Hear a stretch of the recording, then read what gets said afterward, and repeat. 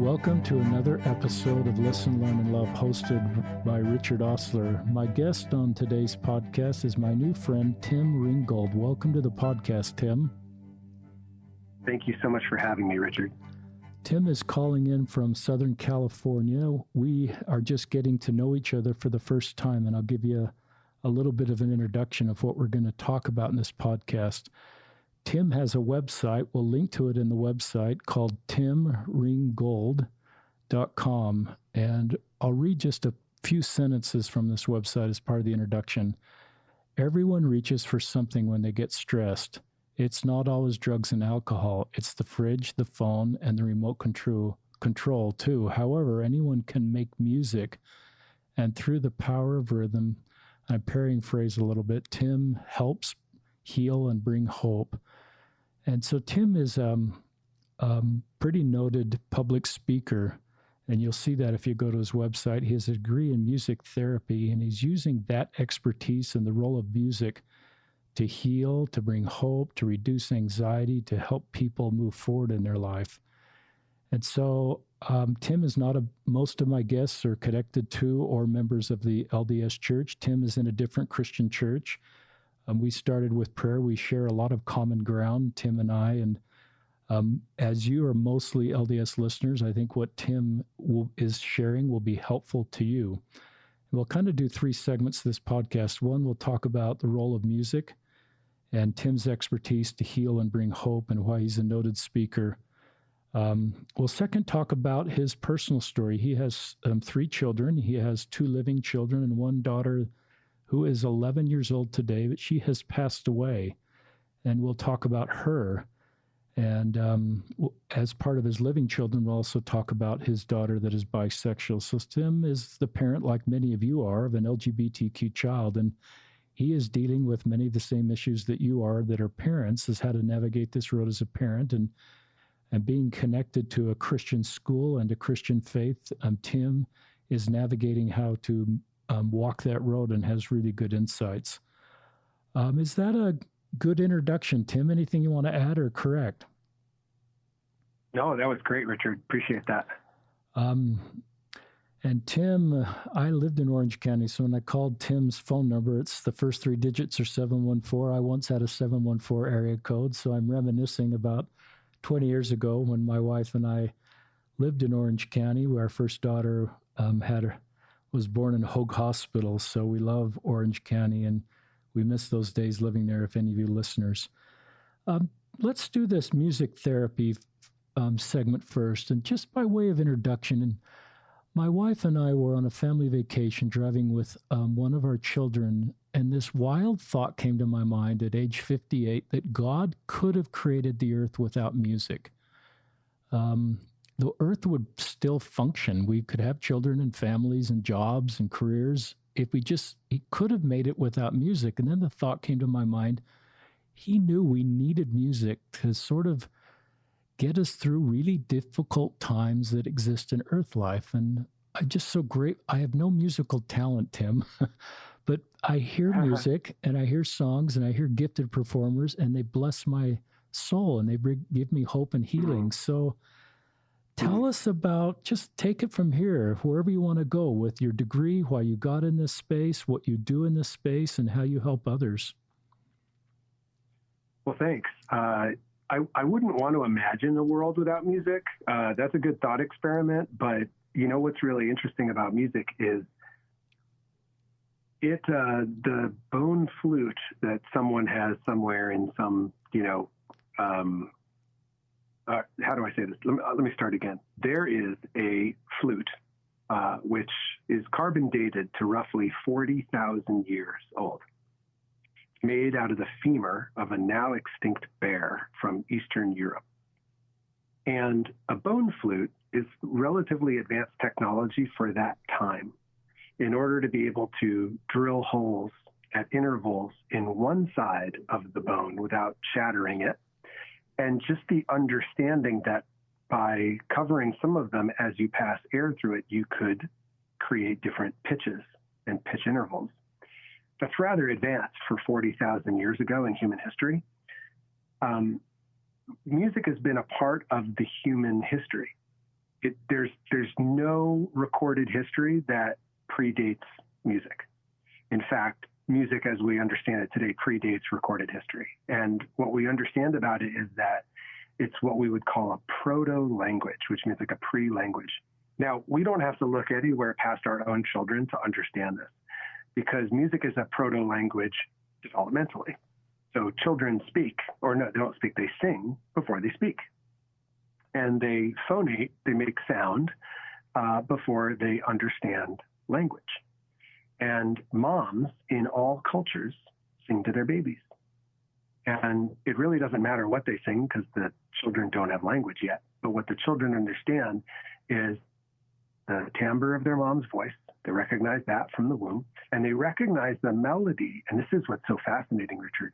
What ethnomusicologists have found is that all moms in all cultures sing the same melodies to their children. They follow the same music theory, which, nobody actually studies music theory unless you're a geek like me. But all moms intuitively, instinctively sing the same way to their babies around the earth. They haven't found any place where they sing a different style. All lullabies follow the same kind of upward, downward, gentle, lilting, melodic contour. So we know that just developmentally, music is there from the very beginning. And before humans had language, before they had spoken language, they had sung language and they had rhythm. And so it's just fascinating that music is such a primal, central part of the human experience. And my company is called Sonic Divinity because for me, music is the sound of God. That's the connection point. And so for me, it makes total sense that music's been, at the center of the human experience throughout, because, if you want to just take it that God's been at the center of the human experience throughout, well, what was God's conduit to his children? It's music. It's like, to my knowledge, there's no official religion that worships without music. It's music and worship are integrally related, because I don't know about you, but some of my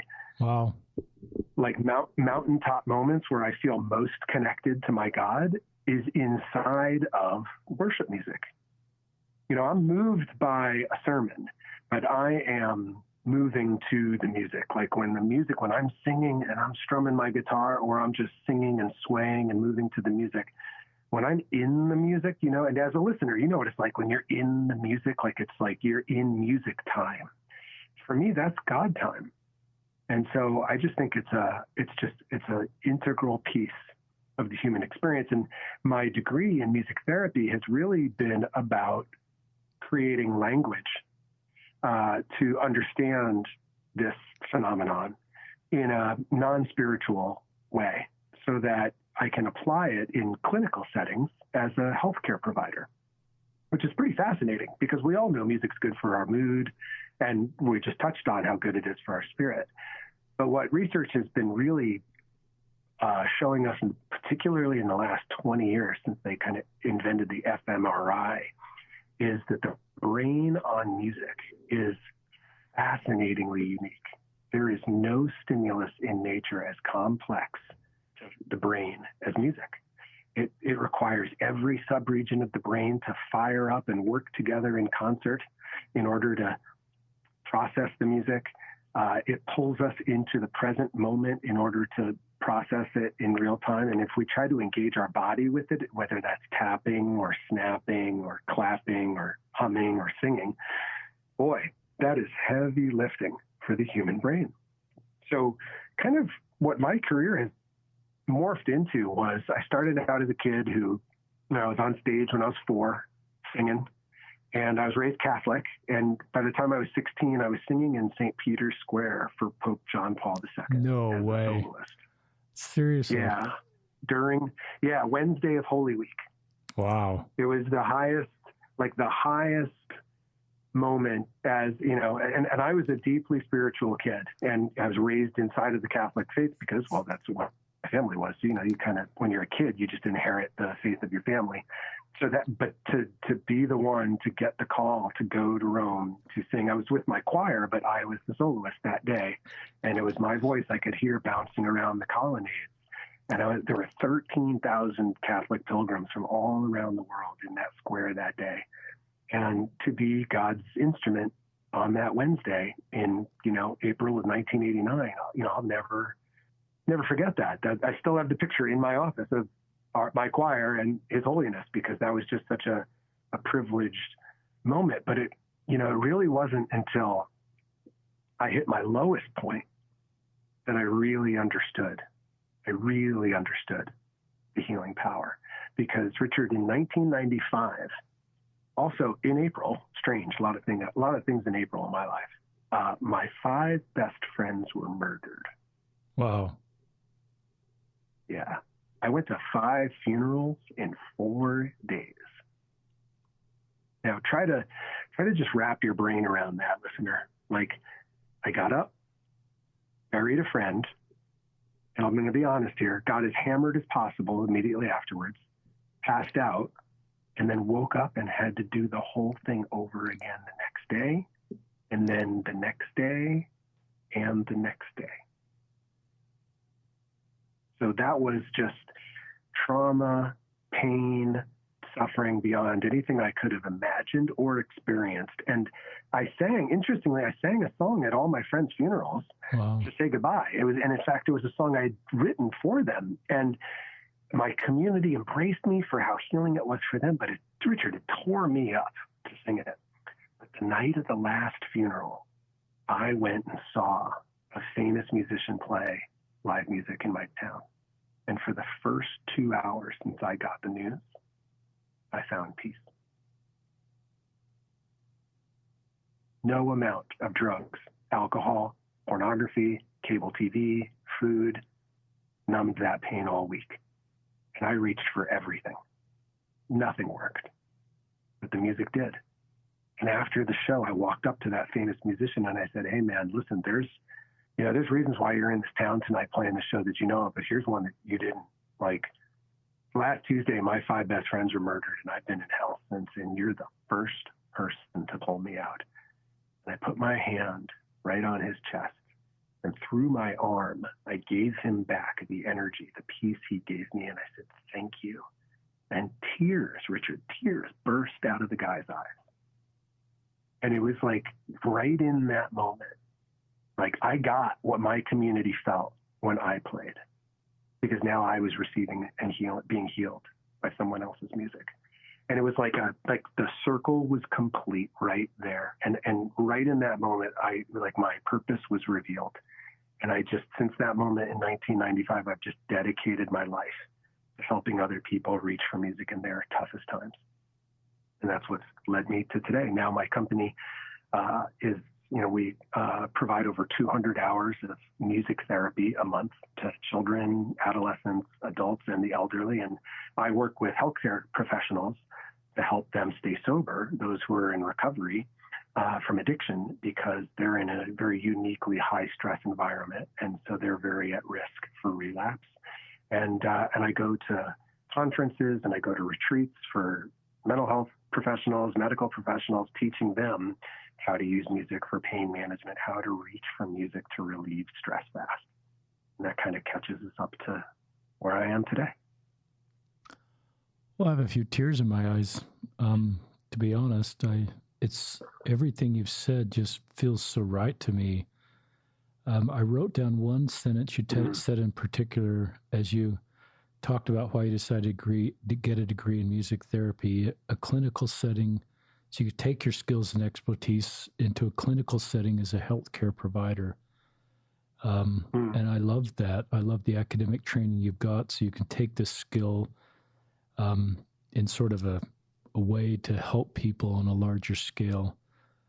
I think about my own experience with music, Tim, and the way I use music and the way I feel the Spirit and receive personal revelation is a term we use in our church, is sort of ideas about what I should do as a father and individual. And a lot of that comes as I'm listening to music. It always has. I've never really thought of that. I pray at my bedside every morning and every night. But most of what I receive from God comes when I'm outside walking in the morning, listening to music.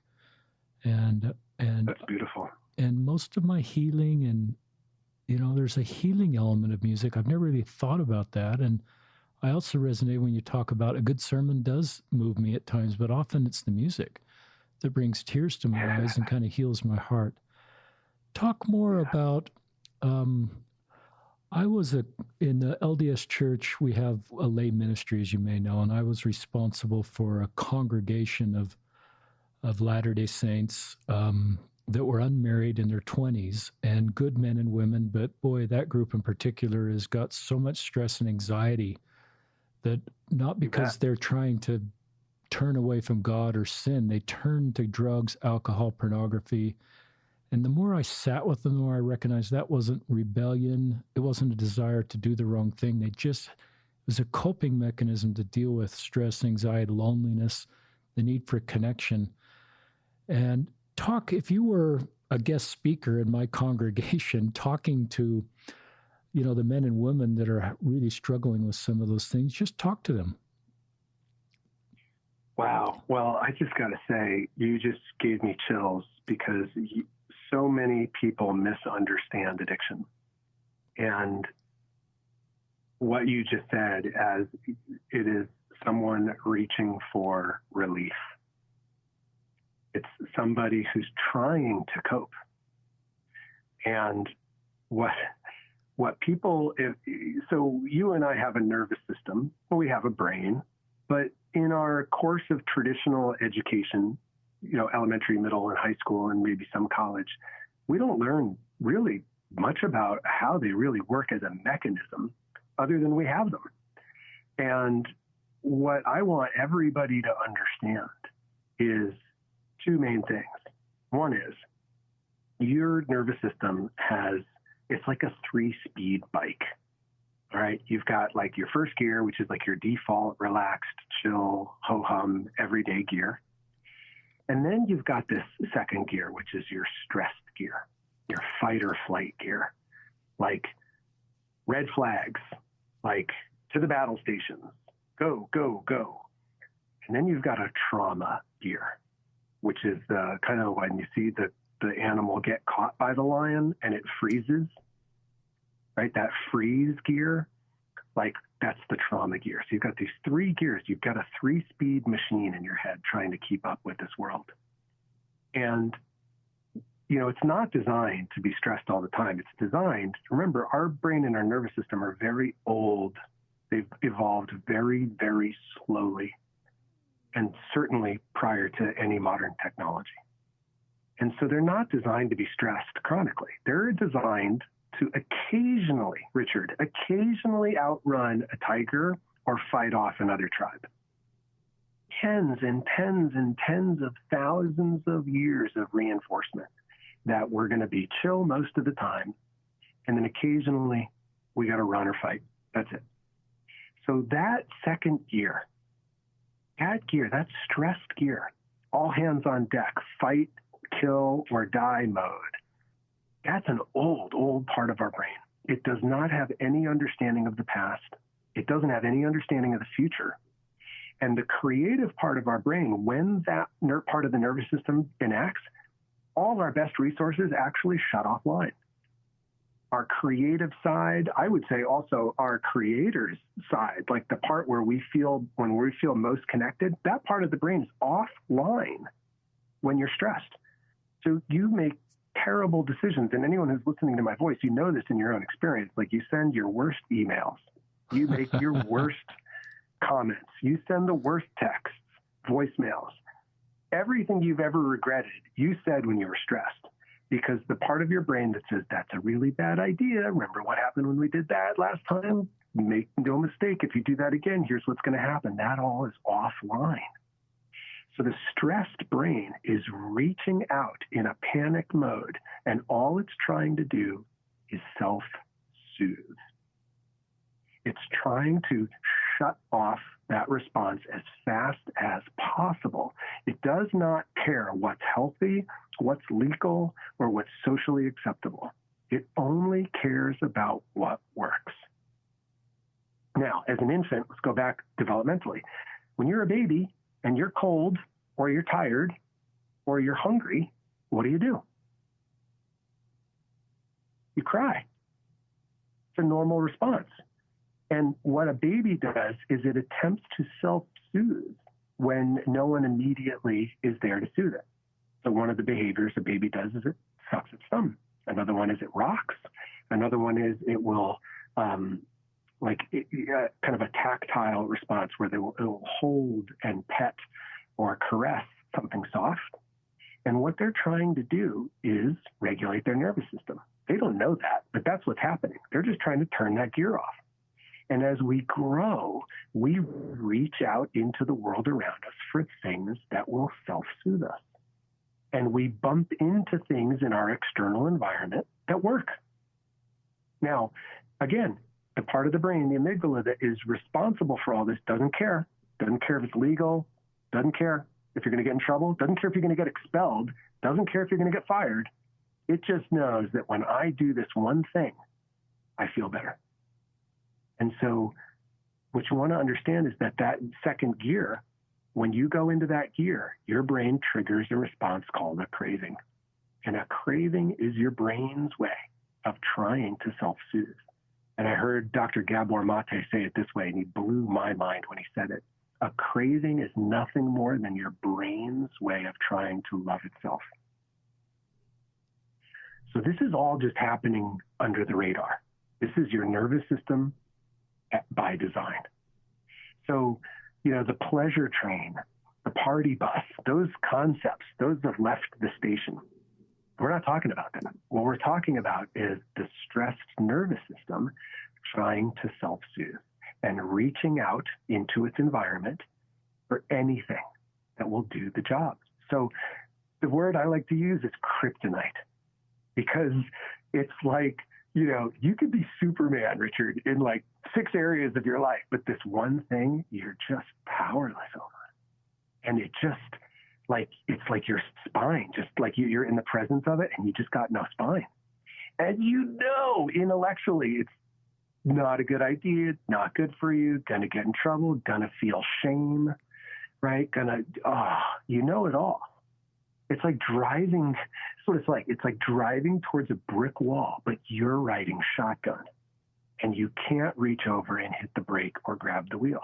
And you've hit that wall before and you know what it feels like. And you experience this powerlessness. It's bizarre. This powerlessness over being able to do anything about it. And so as somebody who's in long-term recovery for sex addiction, my kryptonite was girls, then women, and then pornography. And to this day, That's pornography is still my kryptonite. You're so honest. And so I just, my heart goes out to every human who feels shame when they reach for something to soothe the pain, because that's their nervous system doing its job. I've never heard anybody frame it up as well as you have, Tim. Just the feelings I have for the YSAs.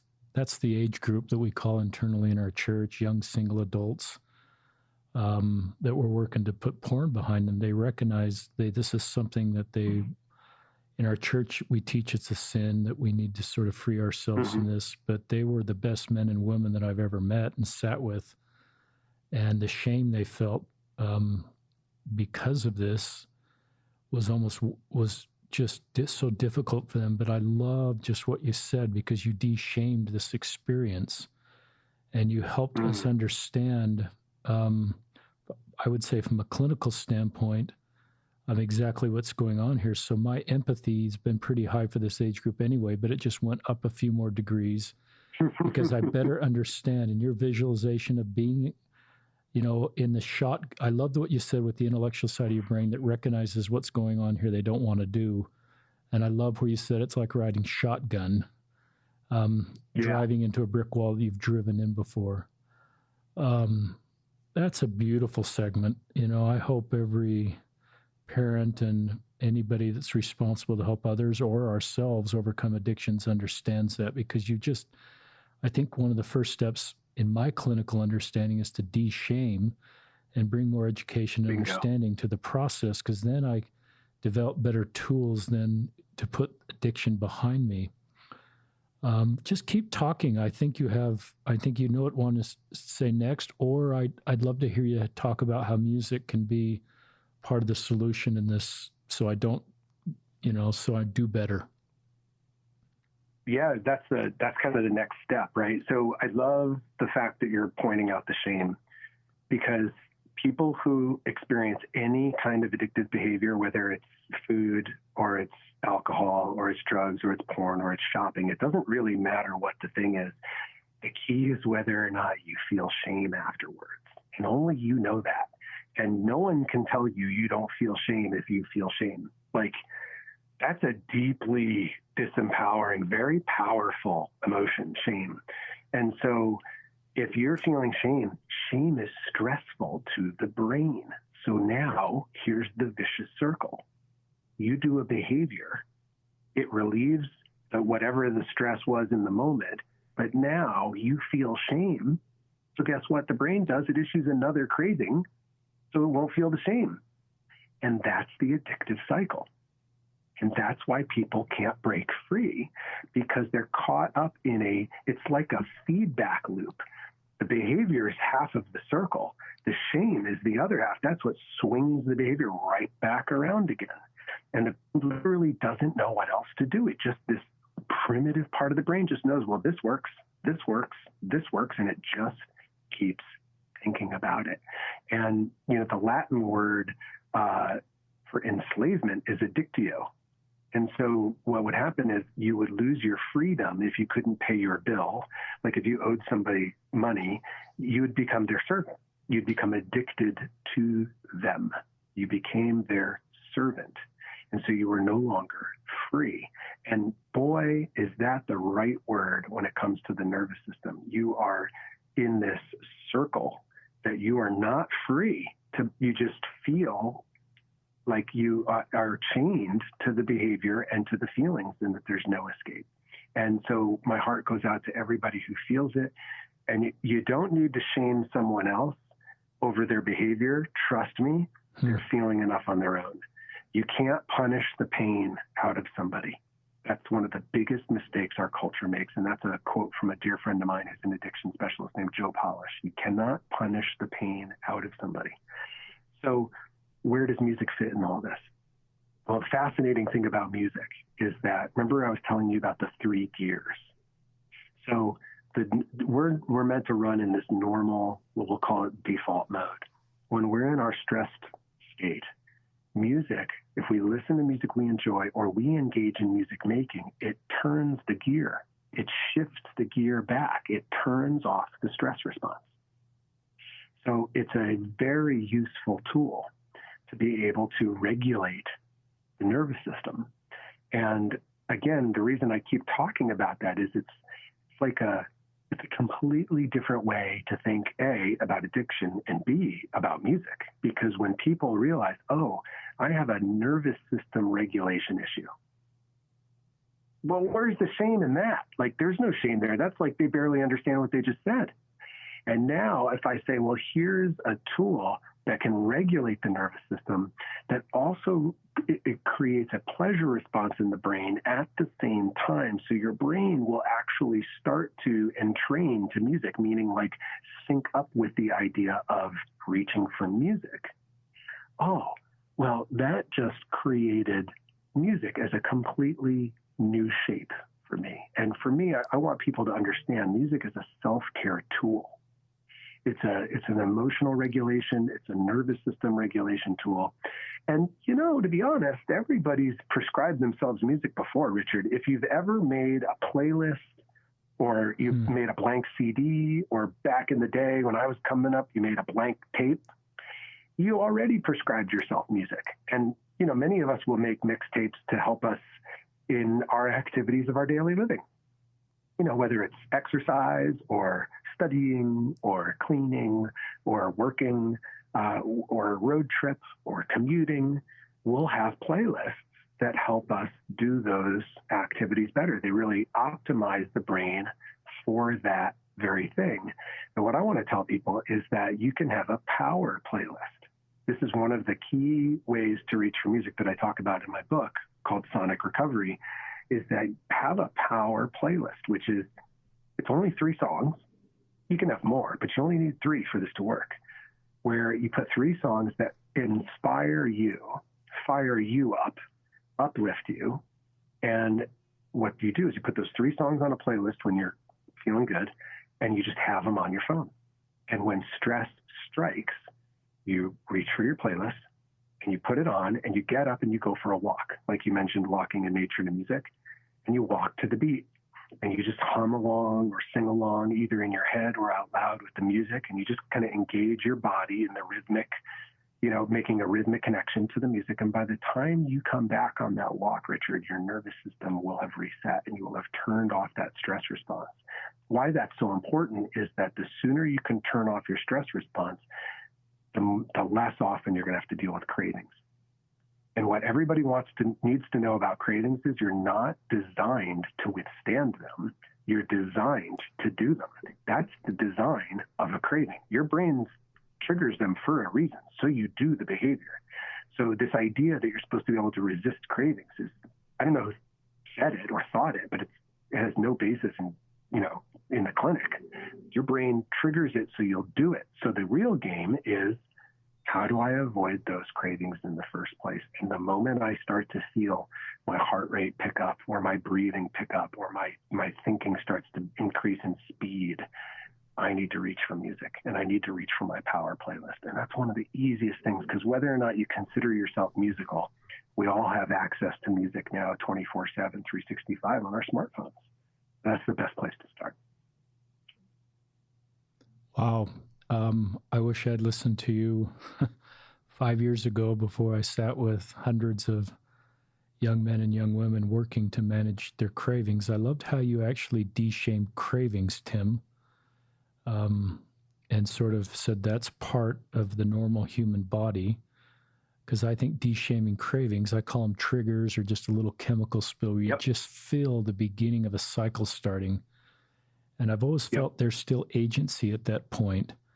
And it's sort of what we do in that moment that is sort of key. But I loved how Indeed, we're not meant to just white knuckle it. We're meant to sort of develop tools to manage those cravings, and that those cravings will pass. And I like what you said. It's a reset of the central nervous system. And I love the 3-song playlist. That's so simple, Tim, and so powerful. Wow. Well, you want to make it easy for people, because if it seems hard, especially when you're stressed, if it seems hard, you're not going to have any buy-in. But if you're like, I can do that.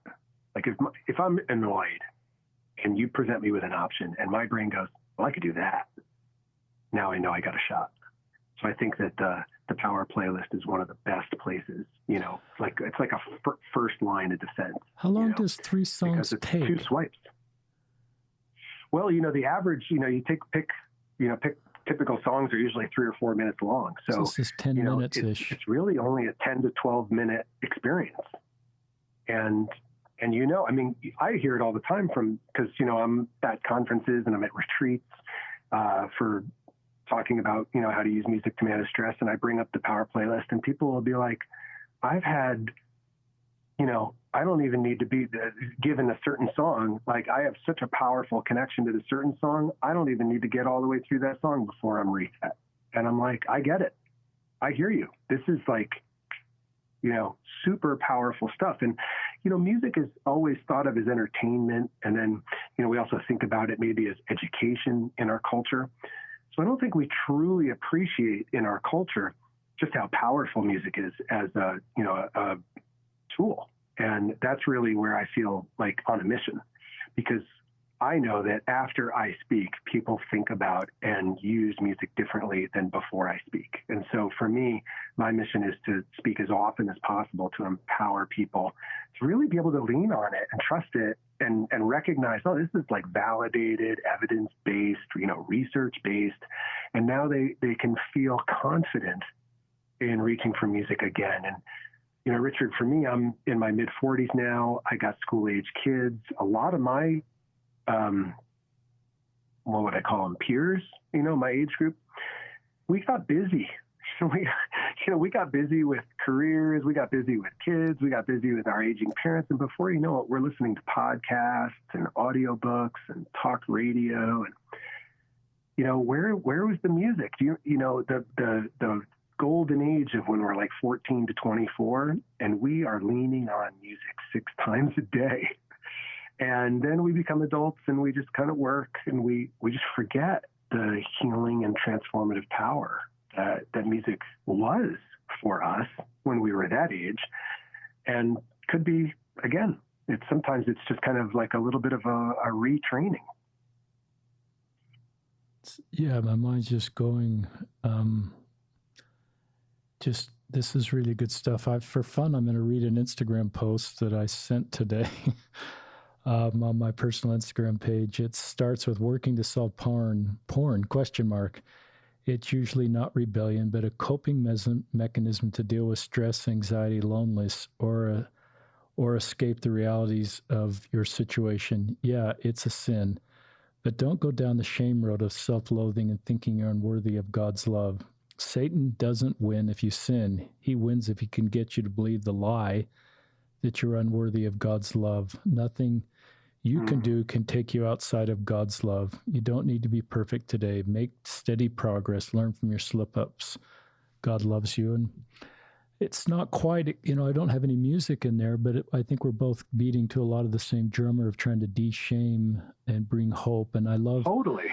My Instagram post doesn't have any tools in that brief post to sort of do what I'm inviting people to do. And I think God plays a role, but God blesses us through other people or the things like music that are here as part of our mortal experience. So I've often felt like my prayers are answered through others or through music. So I do, I had a conversation with God one night in my church office, and I said, God, did you know it would be so hard for these young people to overcome their challenges? And he kind of talked to me, Tim. He said, yeah, I didn't set them here to fail. And he sort of put it on me. So what have I done? What have I provided to help them? And I didn't think of music at the time. But it just dawned on me that that's one of the things that God has created here in the earth life to help his children overcome and the challenges that they face with stress and anxiety, which I assume are on the increase. It certainly feels like that.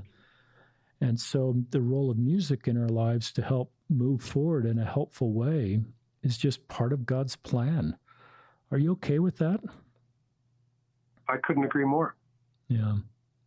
I think that's beautiful. And I just love the fact that was your post today, and I didn't know that. And we're having this conversation. I mean, that's just God smiling down right at us going, tee-hee, I saw this coming. I love that. Well... And Richard, listen, you have to start with the awareness. Like, you have to create that there's this distinction even available to somebody to understand. Like, oh, that's what's happening when I'm reaching out for a harmful substance or behavior, is I'm reaching out to try to relieve the pain. And this is really important for parents to understand. Like, and you can look in your own experience, like, you're really stressed out by something. Yeah. Well, pain comes in 4 flavors: physical pain, emotional pain, social pain, and spiritual pain. And let me tell you, one of the spiritual pains I grew up with as a Catholic was that I was going to hell for my sins. I was crying myself to sleep by the time I was 8 years old. Now, I have an 8-year-old boy now, and it breaks my heart to imagine him in his room in my home, crying himself to sleep for fear of eternal torment in hell for sin. That is not something he's up to. That's not something he's able to really understand and grasp. But that was hammered into me as a kid.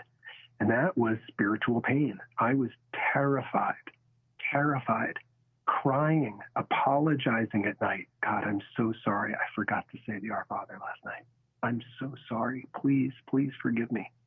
And it began this journey where it wasn't until my 40s that I realized that I had such pain as a child in my spiritual beliefs. And I think it's really important for us we have to really be careful with our children, because developmentally, what they can grasp around the idea of sin is a complex concept. It's not, I don't believe it's black and white. And I just, for me, where I fall back on it is there's, going back to Latin, because I'm a word nerd, it means without. It means miss the mark. And here's where I kind of shed the shame on sin, is that it's going to sound funny. I'm going to go and I promise I'm not going off on a tangent, but when you've ever tried to do a home improvement project, did it ever work out that you went to Home Depot only once? No, and luckily I live 5 minutes away from Home Depot. There's no such thing as a one-trip job, right? And yet, in our heads, every time we start a project, we're like, all right, I need my supplies. I'm going to go to Home Depot. And in your head, you think, once, right? That's the mark. I'm going to go once, get my supplies, come home, do the job done. What do? We go back. And my wife and I have an ongoing joke in our house, and I hope listeners are laughing out of recognition. We don't judge our Home Depot or our home improvement projects by how much they cost. We judge them by how many trips to Home Depot they took. 2-trip job, 3-trip job, 4-trip job, 5-trip job, right? But we never consider self-loathing, anger, blame, fault, guilt, or shame over the fact that it takes us more than one trip to Home Depot for us to get everything we need. It would never occur to us. Makes sense, right? That's just not even on the playing field. And so I think about being a child of God, like a little tiny human. There is no way. There's no way. And you know, with your own children, when they have a temper tantrum, when they're 4, developmentally, they're not able to regulate their emotions yet. They have a meltdown, and you love them because they're not equipped at 4 to act like a 40-year-old. And so where I've come full circle with this is I miss the mark over and over. You know what? No, this is it. I miss the mark until I don't. I miss the mark until I don't. I'm aiming for the bullseye all the time. I don't hit the bullseye every time. It took me 8 colleges and 16 years to get my degree. Wow. 8 colleges. And I went to a college prep school in Connecticut for high school. I was the black sheep in my house. I missed the mark 8 or 7 times because I just kept screwing up. I kept missing. And I didn't have it all together. Whatever it was, I didn't have it yet. And after a while, I really wore on people. They were really bummed out. We expected more out of you, Timmy. We expected you to have a degree by now and a good job by now. We expected you to be here by now and there by now. And I'm like, well, who gave you the plans for my life? As far as I know, I don't know the plans for my own children's lives.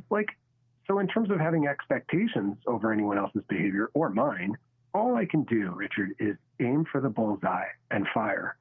And I either hit the mark or I miss the mark. And then I just do it again, and I do it again. And that has been a long journey of trying to heal this shame of being a sinner, that it's who I am. I was like, no. How can I be a sinner and be a child of God, that God loves me at the same time? To me, people called me that. I felt like they were mutually exclusive, so there was no room. And that, like you said, that's when Satan wins. Gotcha, cornered you into a little thought corner. So I miss the mark until I don't. And that's the best I can do as one of his children. I love your 4 categories of pain, Tim.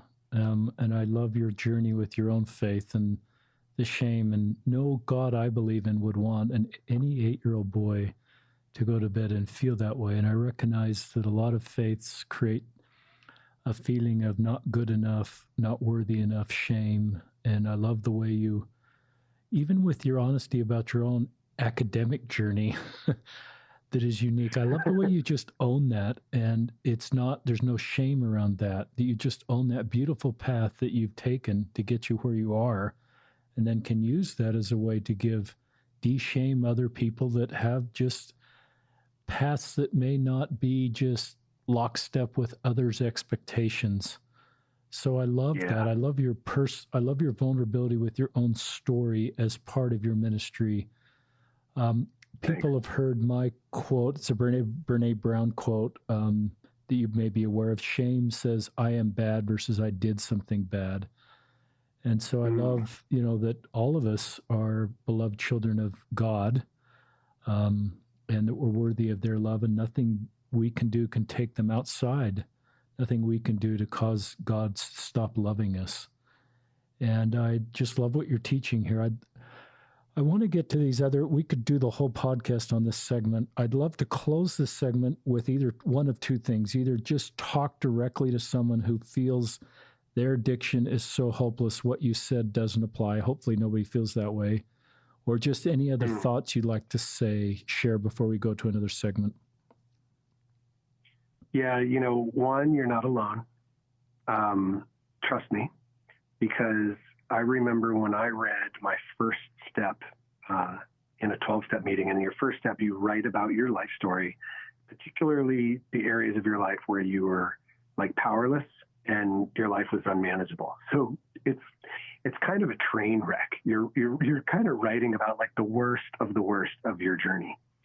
And what you're doing in your first step is you're kind of like shining the light on all the shame. You're kind of calling it out.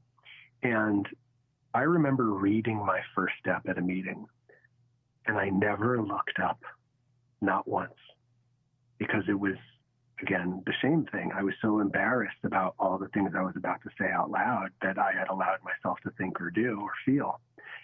And at one point, I finish, and everybody starts to, just share feedback, like, thank you for this. I heard myself in this, and I heard myself in this. And one of the guys said, I wish you had looked up while you were reading your story, so you could have seen a room full of men nodding in agreement with everything you've been through in some way. And I thought that was so powerful, Richard, because with shame and addiction, I think one of the real lies we tell ourselves, one of the most disempowering things we tell ourselves, is we're the only ones going through it. And if someone else found out, we'd lose everything. And it's just not true. It's just a thought. It's not the truth. And there are men and women who are doing what you're doing, who have done what you've done, and they'll take you at face value. They won't even blink. You just got to find them and tell your story to them and shed the shame. And they're out there. You just got to find them. And it was just one of the most liberating experiences of my life to go, oh, I'm not a freak. Oh, there's a bunch of people like me. Oh, I'm not that special. And I'll never forget telling one of my friends one day, you're not that special. You're just an alcoholic. And there's millions of others just like you, misfits who have gotten sober. You do not have to reinvent you don't have to reinvent the wheel. There's some pretty straightforward ways. If you put in the effort and you're willing and you pray for that willingness when you don't have it, there's a way out. There is always a way out. Through every obstacle, there's a way out, and you're not alone. You don't have to do it yourself. And in fact, you weren't designed to. So stop trying. And I love you. Wow. You have a way to bring hope and healing. I recognize you haven't had any official religious training, but you have a way through what you're doing to sort of perform a ministering is the word we use in our church, ministering service. I think you're on a mission from God, Tim, and you don't have that. Something in your office that says that, but in this podcast and through what you're doing, you're bringing hope and healing, and I think God is smiling because you're helping him accomplish his objectives through what you're doing. We're going to do two more segments, listeners. You've got 3 kids, 2 living. Let's talk about you're a parent of a bisexual daughter. So many Mm-hmm. of parents that are in the LDS or the Mormon church, we're kind of doing a rebranding at our church, Tim, that maybe we're moving a little bit from the Mormon church to the calling ourselves Latter-day Saints. That's why, just FYI, Okay. um, that's why I'll probably refer to us as Latter-day Saints. And most still know us as Mormons, but that's another story. Anyway, there's a lot of Latter-day Saint parents on listening that also have LGBTQ children. Just share with our listeners your story. Sure. So my daughter Allie's 14, and she identifies proudly as bisexual. She just graduated 8th grade. I'm a proud parent of a bisexual. Her mama is a proud mama. We couldn't be more proud of her. We think she's just the most amazing woman, young woman. Holy cow. She's amazing. My daughter's amazing. And it's pretty fascinating because we are in a church called Christian Church Disciples of Christ. It's a denomination, a Protestant denomination. It's very progressive, like really, really, really the opposite of conservative. So we are just completely open and affirming in our church, and all are welcome in our church. And that's just God's beloved or God's beloved, and all are welcome. That's basically our tenet.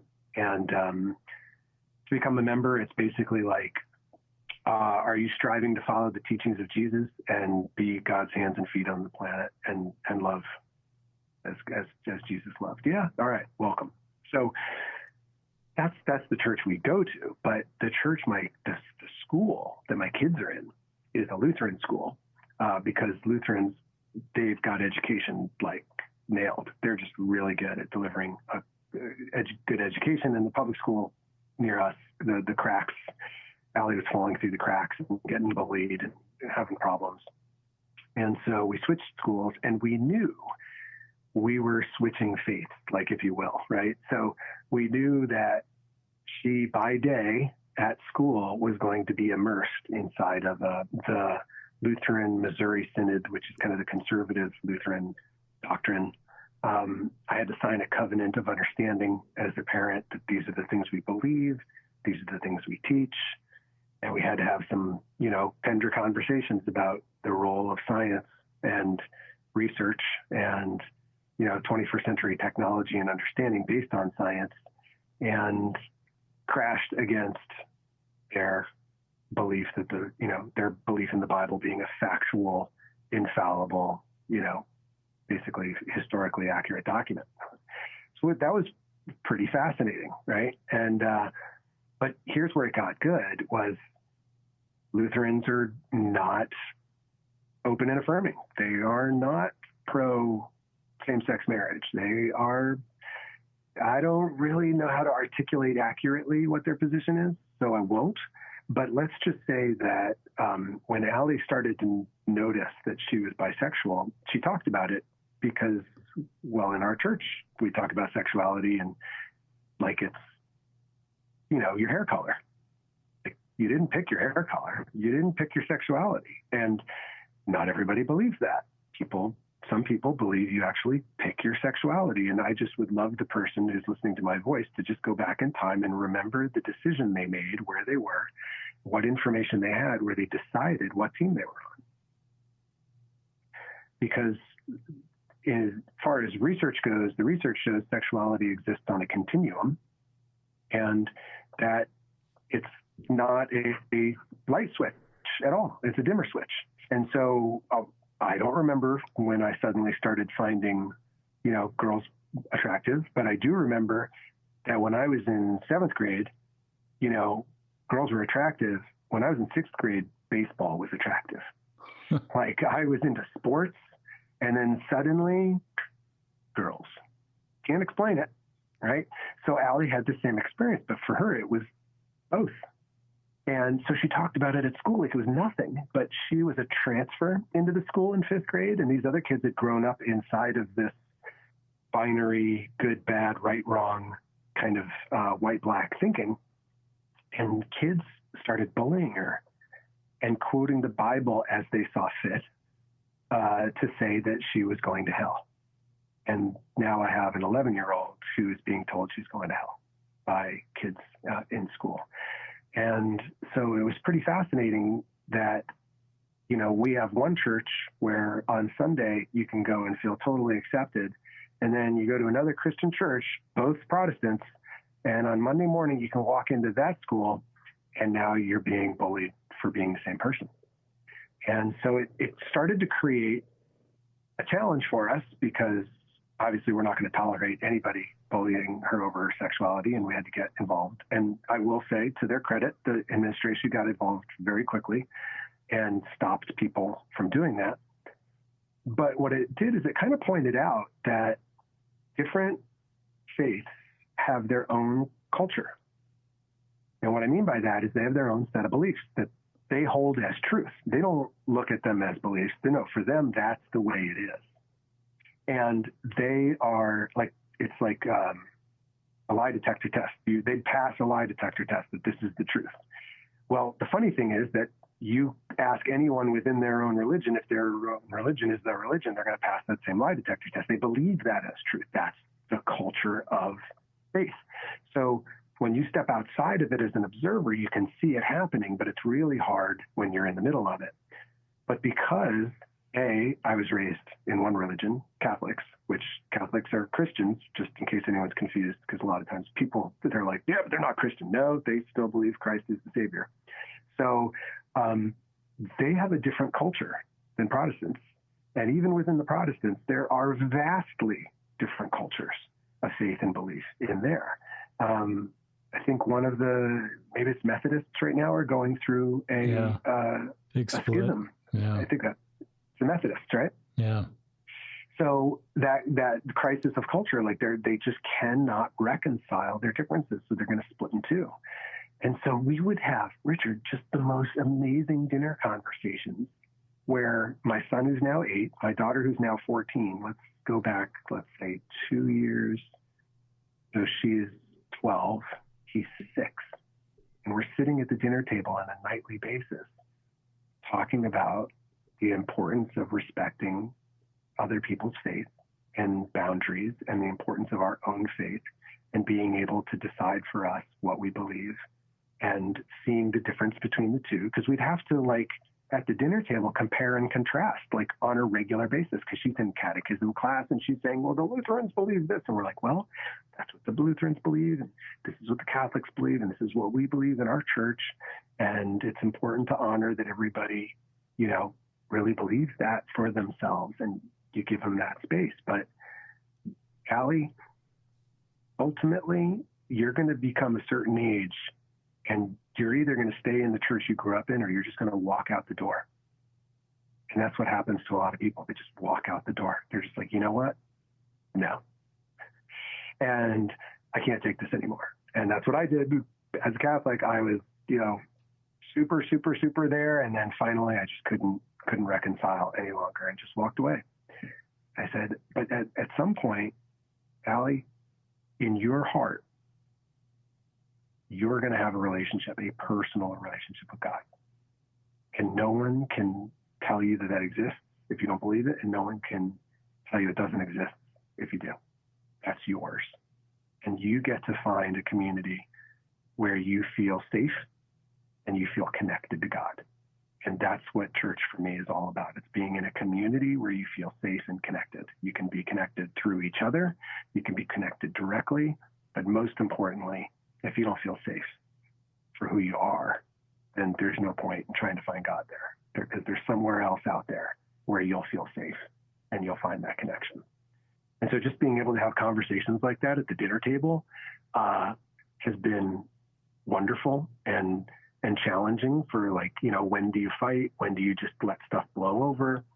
She's having to struggle with when is it appropriate to talk about your sexuality at school in the first place? It's not even appropriate. But the challenge is in our culture, and I think this is a big thing other parents are going to get, sexuality is also in our culture identity. And so that's where we got to be careful, because, you know, gender identity and sexuality, 2 different things. Yeah. Right. And so your gender is your gender. But in our culture, we create identity out of our gender. Your sexuality is just your sexuality. It doesn't really matter what team you play for. It's nobody's business. But in our culture, we just make it our business, and we make it an identity piece. And so, like, where do you set up? And I think one of the things that her principal said, who I love and respect this man, and, we don't necessarily believe the same things, but he said, Allie, there is a time and a place for sharing your sexual identity, and you're going to, be in work circumstances, academic circumstances throughout your whole life where you're going to be having to work, do business, learn, teach people who don't believe the same as you. And that doesn't need to stop you from being in relationship with them. But you just have to start to figure out where you're going to share, where it's relevant, where it's not, and just have to figure that out for yourself. And so I think a lot of middle school for her has been trying to understand my sexuality my identity? And, the challenge with culture is like the water to a fish. So if the water to a fish is dirty, that fish isn't as healthy, right? So the fish doesn't see the water, but the water affects the fish. And so culture for kids, like culture says your sexuality is your identity. That's like, well, no, it's just who you find sexually attractive. But we've kind of conflated sexuality with identity. So now how do we make space for something like, if people don't understand or agree, how do we tease those out? And I don't have an answer for that. But the biggest thing that I try to just leave her with is who you are is whole, it's complete, it's beautiful. And your job is to figure out who you feel safe and whole and complete and connected to and around. And those are the people I recommend you hang with. And if you do not feel safe, whole, and complete around a group of people, you do not hang out with them in your life, because that culture will influence you and your own self-esteem. And so you're going to have to really stand guard at, who you let, influence and who you let be around you. And if that's a church that's telling you that you're wrong for being who you are, like, I'm sorry, but I think that's a fundamental issue. Like, I really think, like, how could God possibly be this all amazing thing that loves all his children and then create them? And what people call, like, defective, like, there's things I hear people say about people in the LGBT community. I'm like, oh my God, you guys, there's no way you can hold those two truths in the same sentence. Like, God loves all his children. They're his. So their identity is safe. Their identity is whole. Their identity is complete.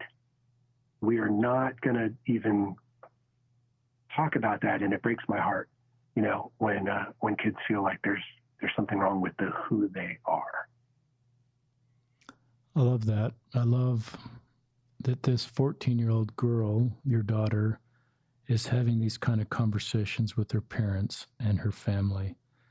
And I wish every LGBTQ 14-year-old, 13-year-old, and older were in families where they could have these discussions and feel safe sharing this part about them. Because, as you know, a lot of children are not opening up, and the shame and the self-loathing and the feeling of being defective adds to their burden. And I just think your daughter is likely in a very good spot emotionally, and the advice you're giving to her is very healthy. And my feeling's the same about God. As I've met with LGBTQ, particularly LDS LGBTQ, I've just felt I've met with some of God's finest children, but they have a difficult road. Our church is, it's true. Our church, like, it's interesting to hear you talk about a few churches along the way here, and I recognize that every Christian church and probably all faith traditions are navigating, reconciling that, the science is helping us understand this is hardwired. This is how people come. They can't change it. So what's the messages have been in the past, as you can sort of change this, and it's sort of on you. But as we're facing the truth that, this is something now that's on us to figure out how to meet the needs of LGBTQ members of our congregation and how to have them have the same experiences as straight members and the same hope and the same dreams. Then it bucks up against culture, and in our church it bucks up against doctrine. Our doctrine is marriage is between man and a woman. Even as individual members of our church support legal same-sex marriage, which doesn't get you in trouble with our church, but the doctrine of our church is marriage between man and a woman, and some members of our church feel like maybe we ought to eventually get to a different point. And as my listeners know, I support our leaders as they figure that out and struggle with that, but we've made some progress. We recognize that this is how people are, and there's no sin in orientation. There's no sin in identifying as LGBTQ. That's something that can't change. It's something they didn't do to cause that. It's like being blue-eyed or left-handed. Yeah. It's part of the beautiful way that God creates his children, and those beautiful, diverse attributes we're learning in our culture to value those and to recognize in Corinthians 12, we need our LGBTQ members to become the body of Christ. But we have, like all faith traditions, are ways to go to help people like your daughter feel welcome and culturally feel like people like them are valued and needed members. So I'd love to end this segment with either your final thoughts or advice you give to other parents of an LGBTQ child. And you've kind of done that as you've talked about this, but just any final comments along those lines, Tim? Yeah, thanks. Here's the thing.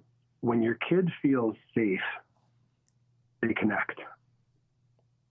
So if your kid is up in their room listening to music and not talking to you, it's because they feel more connected to their music than they do to you. And that's because the music doesn't lecture them. It doesn't judge them. It doesn't scold them. It doesn't betray them. It accepts them exactly with who they are, what they're thinking, what they're feeling. It doesn't stop if they can't hit the note or remember the lyric or keep up with the beat. It just accepts them exactly the way they are. And that's all they're looking for. They want secure attachment to something outside of themselves. And so the best thing you can do for your kid is be compassionately curious. Just be interested. Just be interested. Their music's not written for you, so don't try to understand it or even like it, but just be interested in what they're listening to. Because I will tell you what the research shows is that, kids will, like the type of music a kid is listening to doesn't cause them to be in a certain mood or depressed state. But if they're in a depressed state, they'll reach for a certain type of music. So it kind of gives you a clue what they're resonating with. Because if you're in a good mood, you don't want to listen to sad lyrics. They don't match. If you're feeling really sad and despondent, you're going to reach for music that resonates with your mood state. So just be curious. And if you can practice letting go of any attachment to what they say, the degree to which you can do that is the degree to which they'll begin to trust you again. And if they're still talking, that's the way to keep them talking. It's just not to have an opinion. It's just to thank them for sharing. That's all you want from them, is just for them to just keep sharing. It's not your job to be the judge and jury. They just want a trusted advisor. Wow, I love that. I love this line, be compassionately curious. What a great thing for a parent to be approaching their children. Great insights. That was a beautiful segment. We try to keep these to 80 minutes or less. We've got about 12 minutes, but that's not a hard stop. I really want to make sure we spend time talking about your daughter. She is 11 years old today, but she is in heaven. So introduce us to her, our listeners, and I especially want to get to this home that you moved into and how God's kind of kept you connected to her. So I'd love you first just to introduce us to this wonderful daughter who's not here on earth. Sure. So in 2009, my wife gave birth to our second daughter named Bella, and she passed away in 2010 from a rare fatal skin disease called epidermolysis bullosa, or EB for short. It's a very rare genetic disease where your body fails to produce one single protein that's responsible for holding your skin together. It's like Velcro. So you have Velcro that holds your skin to your body, and you have Velcro in between the different layers of your skin. They're called anchoring fibrils, and they work exactly the same way as Velcro. And just like for someone with a bleeding disorder, they're missing one protein that clots their blood. A person with EB is missing one protein that binds their skin to itself and to their body. So it just peels off with like the slightest touch or rub or bump, and it can separate between the layers, and you get these crazy blisters where all the just fluid fills into that spot, or the skin just peels right off. It was totally undiagnosed in the womb because it's a soft tissue disease, so it doesn't show up on any of the ultrasounds. We didn't have any family history of it because it's super rare. And so it was an immediate left turn. And I will say it was, one of, like my friend's murder, it was one of the most traumatic experiences was the day of her birth. And by the second day, I felt like I was losing touch with reality. I was in such trauma overload because of the enormity of the situation. But what's crazy is that I had just become a music therapist when I finished in November of 2008. I become board certified. She's born in May of 2009. In January of 2009, I got a NICU certification to work in the neonatal intensive care unit with preemies. Wow. Well, Bella ends up straight to the NICU right out of the OR from the C-section. And suddenly my daughter's my first patient. Wow. So if you don't believe in divine guidance, I'm going to give you like 3 upon 6 upon 9 stories in a row here where you're just going to be like, oh my God. So she's my first patient. Now, I, as a music therapist, had learned techniques for how to use music in the neonatal ICU with preemies. And so I had a little iPod at the time and a little battery-operated speaker that I could wipe down, and I could wipe down the iPod with like the Cavicide, like Clorox wipes. I go back to my wife's recovery room, and I record her reading bedtime stories to Allie, which is what she would do every night while Bella was in the womb. And every night while they were doing that, I was playing Ave Maria on my classical guitar. And so in the OR, or in the recovery room where my wife was recovering from her C-section, she reads Allie the bedtime stories. I play my guitar because I brought it with me. And we recreate our nightly routine. And I wrote a birth song for Bella that I played every night to the womb, because kids hear the world they enter before they see it. Their ears develop in the womb. And so for C-section babies, it's quite a start to their system. So having their birth song playing at the moment of the operation, they can hear the song, so they know there's one thing they can kind of home in on and kind of connect with. And so on a playlist, talk about power playlists, Richard. On the playlist, on the iPod, I put my wife reading bedtime stories and then speaking affirmations to Bella, talking to her as if she was holding her, and then her birth song.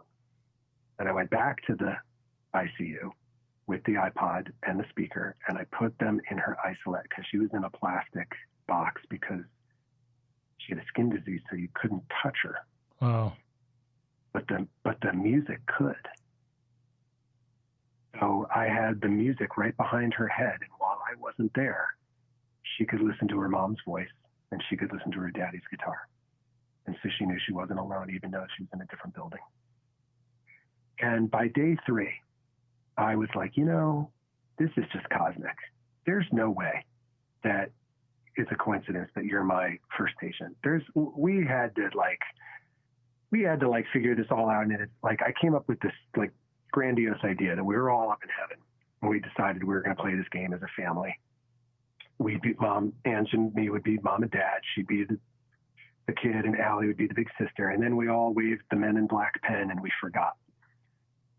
And then we came down here, and all of it seemed real. So I just kind of made up this little, context to this craziness just to keep me sane. And I said, you know what? This has got to be Providence. This just has to be the grand orchestra conductor at work.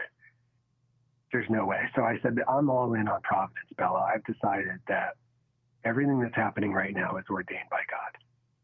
This was all planned out, and he is pulling the strings. So I'm just going to lean in. And every time stress strikes, I'm just going to lean in. And so I leave the hospital that day, and I get in the little patient van to take me to the parking garage. And Richard, I look up, and I'm on the corner of Providence Street. And behind the Providence Street sign, in giant letters on this building, it says the Providence Building. And that's when I knew I was in good hands. So every day, I just wrote a blog about her journey. It's at bellasblessings.com. It's still there because I just pulled a picture off of it today to post on Facebook. And every day I just leaned in, the good, the bad, and the Providence story of the day. And of course, once you start to look for God's hands in anything, you see it.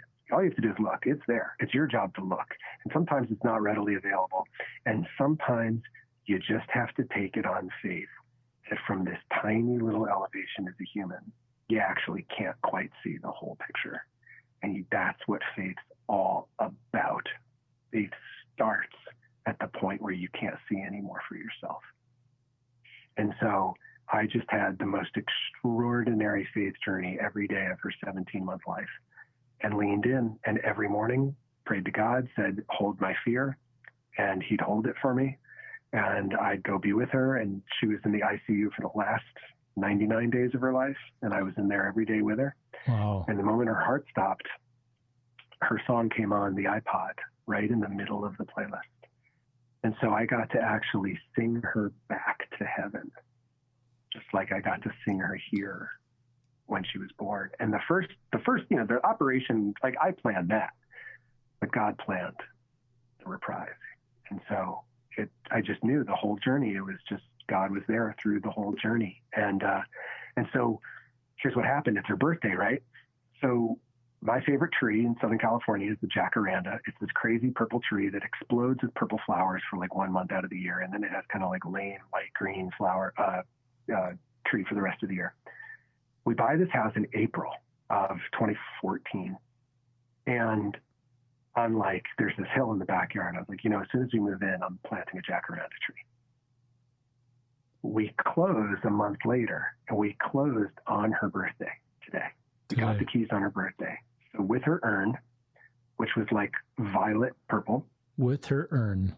Her urn is where her ashes are. Yeah. So with her urn, we come over to the new house with the keys, her urn, a birthday cake, and a balloon. And butterflies are the symbol of EB because their EB kid's skin is as soft as a butterfly's wings. So it's a flower. It's a butterfly-shaped balloon. It's a butterfly-shaped cake. And the first person to cross the threshold into the new house is Bella. But here's the best part. That tree that's in the side yard, it wasn't in bloom in April when we bought the house. But when we closed and we drove up, it was a jacaranda, and it was in full bloom.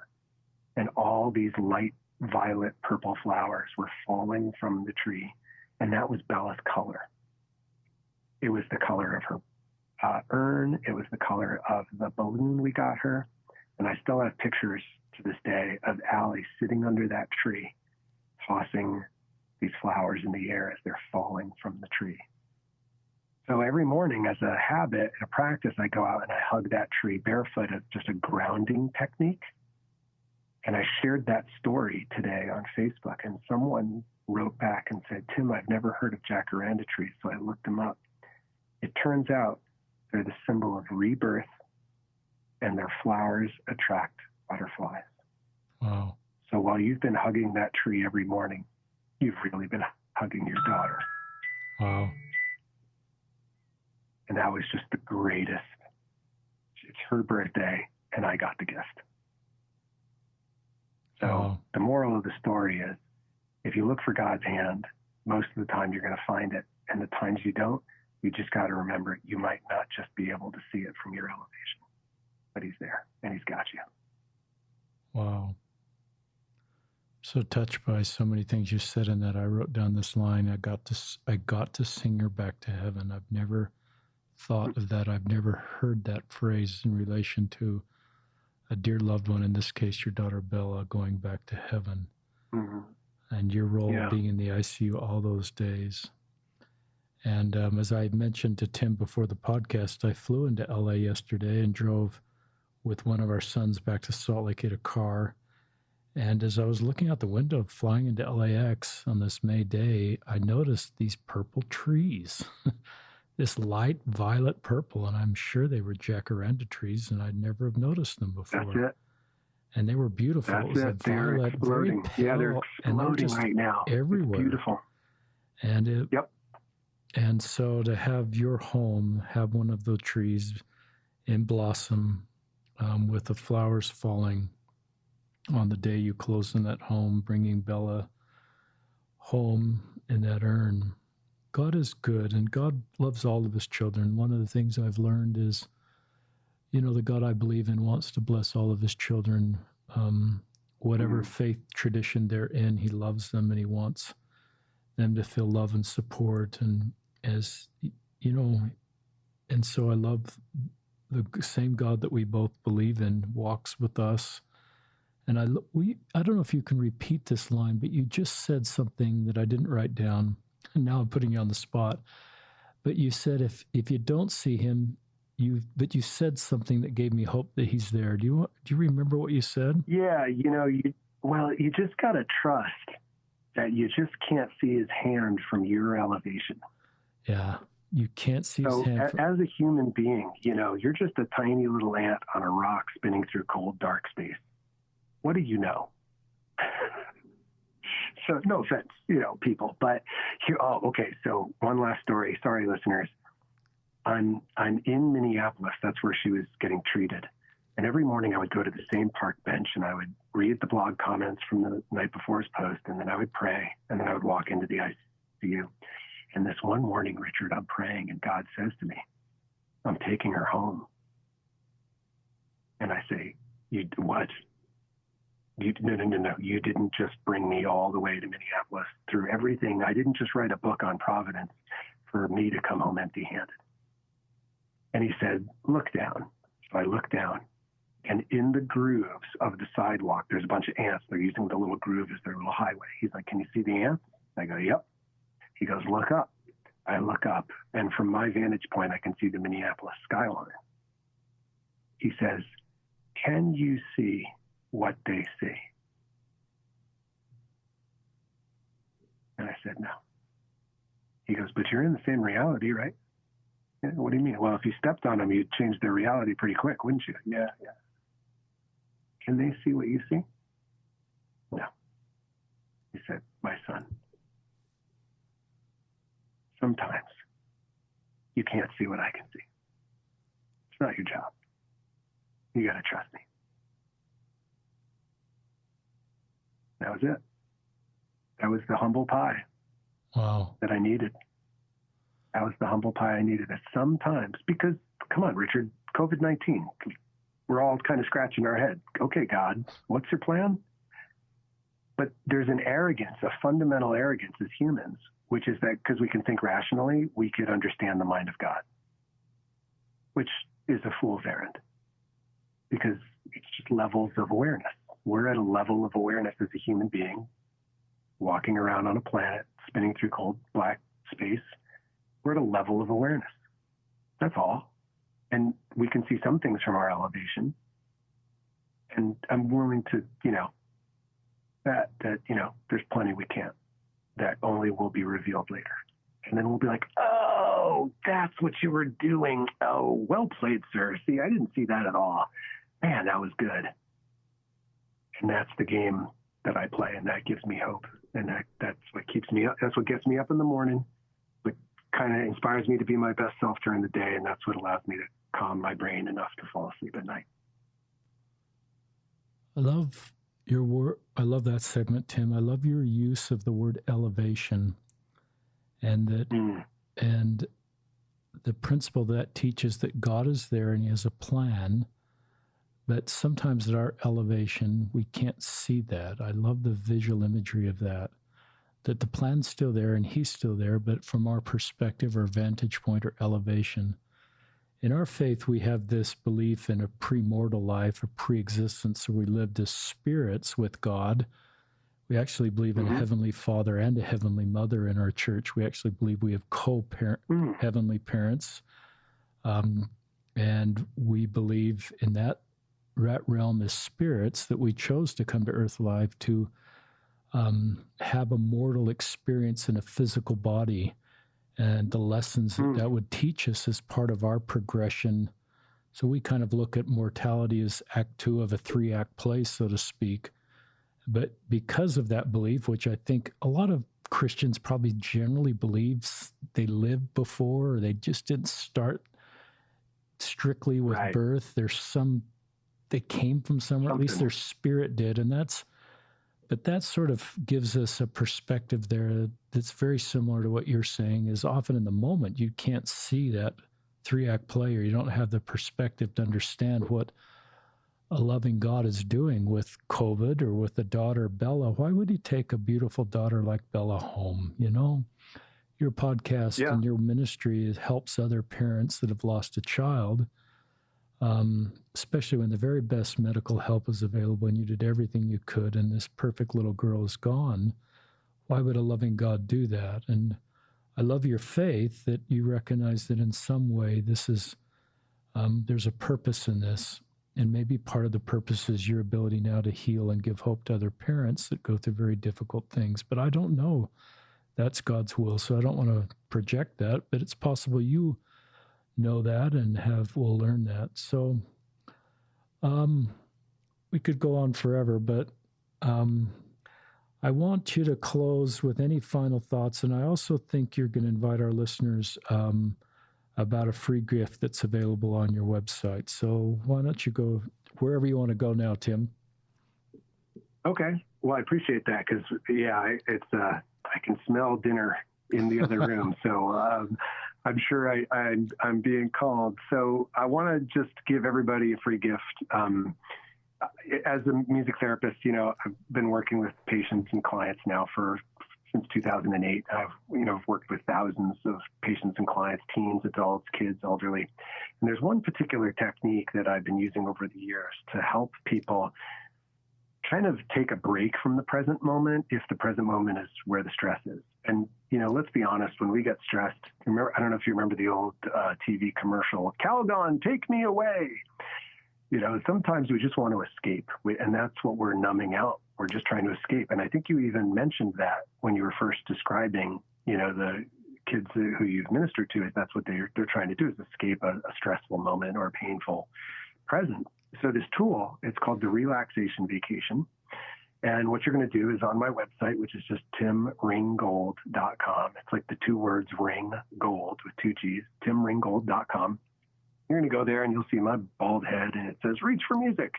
And then right away, it'll say, would you like to take a relaxation vacation? And your answer will be, why, yes, Tim, I'd love to take a relaxation vacation because I'm not allowed to take any other kind of vacation right now. So you'll put your name and your email address in, and I'm going to give you this experience. And basically what it is it's me walking you with slow tempo, comforting music to a place in your past where you felt happy, healthy, safe, connected, and reliving that experience and then bringing those feelings back into the stressful present so you can be at your best. So if that sounds like that would be useful to you, just go to my website and just add your name and email address there, and I will serve it up to you. That's great. And our listeners, again, that's Tim Ringgold, really easy website, timringgold.com. And yeah, you will see a guy with a bald head. So, and I love the way you own that part of who you are, Tim. So on behalf of all our listeners, challenged. On behalf of our listeners, the 8 or 10, 12,000 that listen to every episode, it's people like Tim that come on and are willing to talk about complicated issues and give us better perspective tools. So you have a unique life ministry. Tim, within your family and within your profession, and I call this a ministry. I think you're on God's errand in a very unique and wonderful and authentic way. And on behalf of all our listeners, thank you, Tim, for joining us. And this is Richard Ostler signing off from another episode of Listen, Learn, and Love.